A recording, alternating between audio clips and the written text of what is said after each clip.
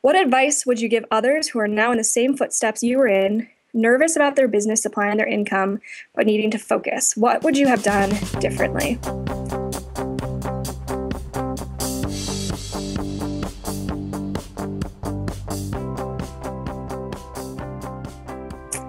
It's a hard question to answer. Um, okay. If you, it could kind of go in two parts. I honestly think that if you are ramping up and your business does not yet support your income, I think it's completely fine to have another job. Maybe it's finding a part-time job that's still a professional level. Maybe it's working at Starbucks. If you are just ramping up and you have not yet reached the level where your job can support you, I think it's very financially smart to have another source of income because you do not want your business decisions to be driven by fear. So you don't want it to be a job that is completely distracting you from making the business a success. But if you are still not at the point where you're making full-time income, you also do not want to be I didn't want to be living on a couch eating ramen noodles. So there is nothing wrong with having another part-time job or having another income.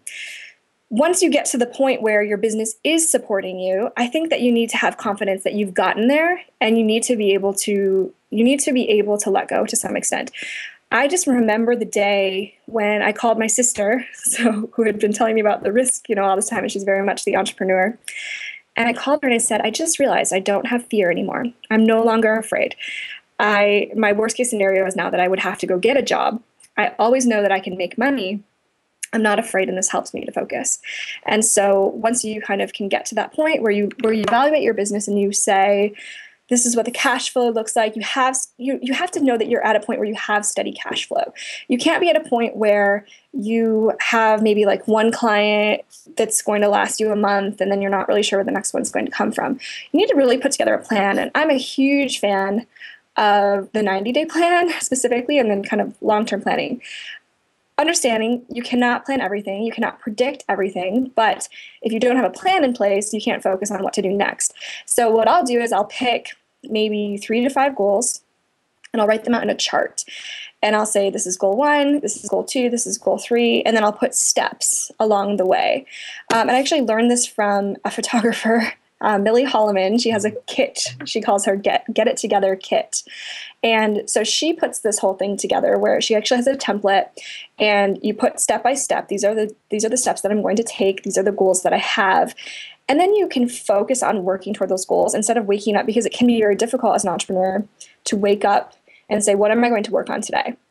And so if you've set these goals, at least it kind of keeps you accountable from the day to day. And then on the accountability note, I realized that I am an obliger, the personality type that it really likes to please people. So this is who I am. This is what I fit into. And so if I have an accountability person and I tell them I'm going to do this, I will do it. And that helps me to stay focused. And it also, I think, just really is helpful to have a mentor or have other people who run businesses who you can talk to and reflect with and bounce things off of, so that you can kind of keep your head on straight and know where you need to focus, because it can be very difficult waking up each day and being put in a position where it's your choice. It can be very difficult sometimes to decide where to start.